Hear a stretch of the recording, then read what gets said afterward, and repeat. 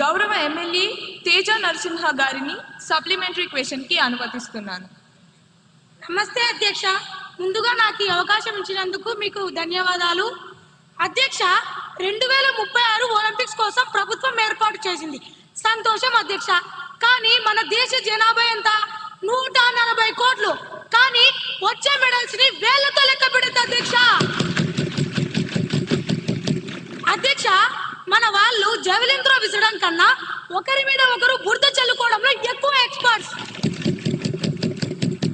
అందుకే అధ్యక్ష, నా సలహా ఏమిటంటే ఒలింపిక్స్ కమిటీకి ఒక లెటర్ రాయండి. మన లోకల్ గేమ్స్ అయినా కోతి కొమ్మచ్చి, గోళీలాట, గిల్లి దండాన్ని ఒలింపిక్స్ లో ప్రవేశపెట్టండి. కనీసం దాంట్లో అయినా మనకి గోల్డ్ మెడల్ గ్యారెంటీగా వస్తుంది. లేకపోతే మళ్ళీ అక్కడికి వెళ్ళి సెల్ఫీ దిగి వెనక్కి రావాల్సిందేనా అధ్యక్ష? ప్లేయర్స్ కి ట్రైనింగ్ ఇవ్వకుండా ఈ ప్రభుత్వం ఏం చేస్తుంది అధ్యక్ష? ఆరుబయట కూర్చొని చుక్కలు లెక్క పెడుతుందా అధ్యక్ష?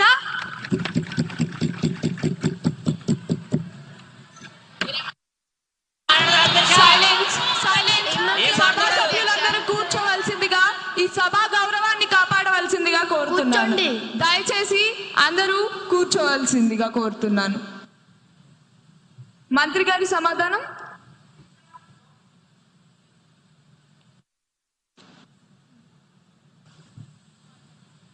అధ్యక్ష, గౌరవ సభ్యుల ఐడియా అద్భుతంగా ఉంది. మన మెడల్ టాలీ చూస్తుంటే నాకు అప్పుడప్పుడు బాధగా ఉంటుంది. ఆయన గిల్లీ దండాన్ని అన్నారు అధ్యక్ష. నేను ఇంకోటి యాడ్ చేస్తాను అధ్యక్ష. ఒలింపిక్స్ లో మ్యూజిక్ చైర్స్ కానీ గోడలు దూకడం కానీ పెడితే ఆ విభాగాల్లో అన్ని మెడల్స్ మన నాయకులవే అధ్యక్ష. కుర్చీ కోసం మనం పరిగెడుతున్నంత స్పీడ్ గా హుస్సేన్ బోల్ట్ కూడా పరిగెత్తలేడు అధ్యక్ష. జోక్స్ పక్కన పెడితే మా ప్రభుత్వం ప్రజలతో ఆడుకునే ప్రభుత్వం కాదు అధ్యక్ష, ఆడించే ప్రభుత్వం అధ్యక్ష. ఆరోగ్యాన్ని పెంచే ప్రభుత్వం అధ్యక్ష. ఆనందాన్ని పెంచే అధ్యక్ష. ప్రతిపక్షానికి వెటకారం, మాకు ప్రజలపై మమకారం. ప్రతిపక్ష వారికి సెల్ఫీలు ముఖ్యం, మాకు సొల్యూషన్లు ప్రాముఖ్యం. ఆల్రెడీ మా ముక్తి గారు, మా సవరణ అధ్యక్ష, మా ముఖ్యమంత్రి గారు ప్రకటించారు. ఒలింపిక్స్ లో పాల్గొన్న వారికి 50 లక్షలు, బంగారు పథకం పొందిన వారికి 7 కోట్లు, రజక పథకం పొందిన వారికి 5 కోట్లు, కాంస పథకం పొందిన వారికి 3 కోట్లు. మాది మాటల ప్రభుత్వం కాదు అధ్యక్ష, చేతల ప్రభుత్వం. మన క్రీడాకారుల నైపుణ్యం గల్లీ నుంచి ఢిల్లీ వరకు, ఢిల్లీ నుంచి ఒలింపిక్స్ లో మెడల్ కొట్టే వరకు మా ప్రభుత్వానికి విశ్రాంతి లేదని తెలుస్తున్నాను అధ్యక్ష. గౌరవనీయ స్పీకర్ గారు ధన్యవాదాలు తెలుపుతున్నాను.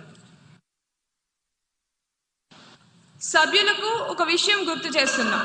1900 సంవత్సరంలో పారిస్ ఒలింపిక్స్ లో live pigeon shooting, tug of war కూడా అధికారిక క్రీడలుగా ఉండేవి.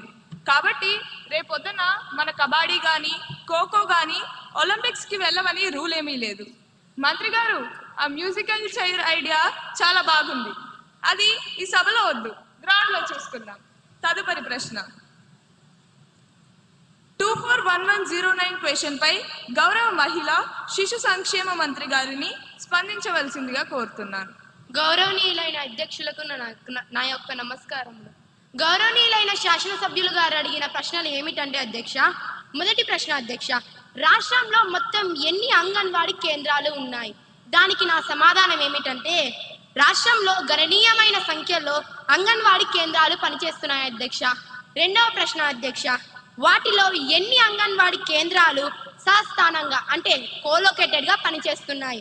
దానికి నా సమాధానం ఏమిటంటే కొన్ని అంగన్వాడీ కేంద్రాలు పాఠశాలలు మరియు ఇతర భవనాలలో సస్థానంగా ఉన్నాయి అధ్యక్ష.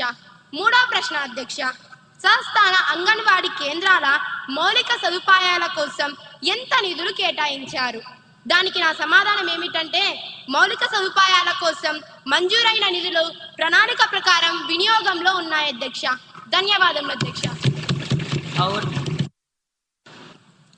గౌరవ ఎమ్మెల్యే కుమారి సంధ్య గారిని సప్లిమెంటరీ క్వశ్చన్ కి అనుమతిస్తున్నాను. ధన్యవాదాలు అధ్యక్ష. అధ్యక్ష, మంత్రి గారి మాటల్లో కోలొకేటెడ్ అన్న మాట చక్కగా ఉంది అధ్యక్ష. అంగన్వాడీ సెంటర్, ప్రైమరీ స్కూల్ రెండు ఒకే కాంపౌండ్లో ఉండడం నిజంగానే పిల్లలకి డబుల్ బెనిఫిట్, సింగిల్ లొకేషన్ ఇచ్చే మంచి పద్ధతి అధ్యక్ష. అధ్యక్ష, ఇది చాలా చోట్ల చక్కగా నిర్వహించబడుతున్నాయి అధ్యక్ష. కానీ కొన్ని చోట్ల మాత్రం అంగన్వాడీ టీచర్, స్కూల్ టీచర్ పక్క పక్కనే ఉన్న రెండు వైఫై నెట్వర్క్స్ లా అస్సలు కనెక్ట్ అవ్వట్లేదు అధ్యక్ష. అధ్యక్ష, పిల్లాడి చదువు, పోషణ, ఆరోగ్య డేటా అన్ని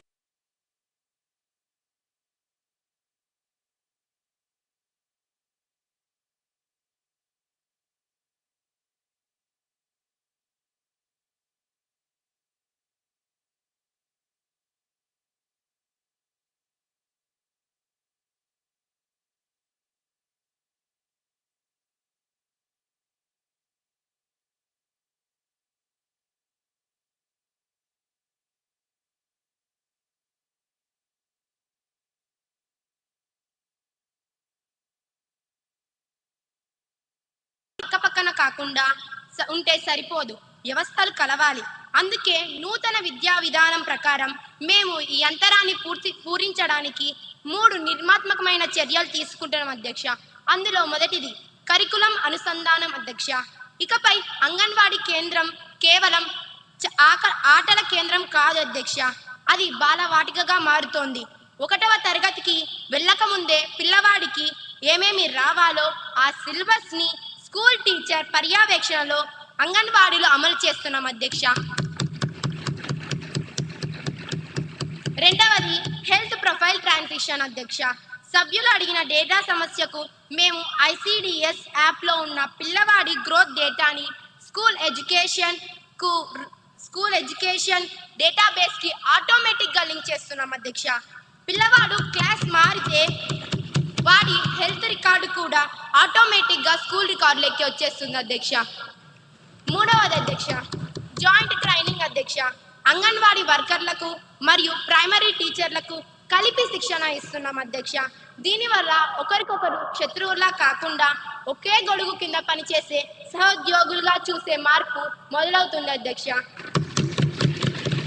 ఇది ఒక్క రోజుల్లో అయ్యే పని కాదు అధ్యక్ష, కానీ ఆ అడ్మినిస్ట్రేటివ్ గోడను బద్దలు కొడతాం అధ్యక్ష. ఖచ్చితంగా పూర్తి చేస్తామని ఈ సభా సాక్షిగా మేము హామీ ఇస్తున్నాం అధ్యక్ష. ధన్యవాదములు అధ్యక్ష. 241110 క్వశ్చన్ పై గౌరవ పట్టణాభివృద్ధి శాఖ మంత్రి గారిని స్పందించవలసిందిగా కోరుతున్నాం. గౌరవనీయులైన అధ్యక్షునికి నా నమస్కారములు. గౌరవ శాసనసభ్యులు నన్ను అడిగిన మొదటి ప్రశ్న, పర్యావరణ హక్కులో భాగంగా ఆడుకునే హక్కును నగర ప్రణాళికలో తప్పనిసరి చేసే ప్రణాళిక ప్రభుత్వానికి ఉందా? మొదటి ప్రశ్నకు సమాధానం.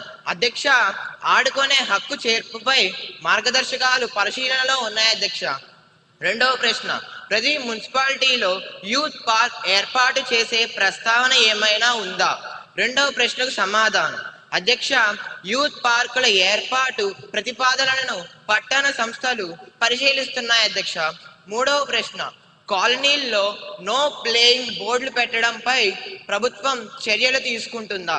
మూడవ ప్రశ్నకు సమాధానం. అలాంటి బోర్డులపై స్థానిక సంస్థలకు సరైన మార్గదర్శకాలను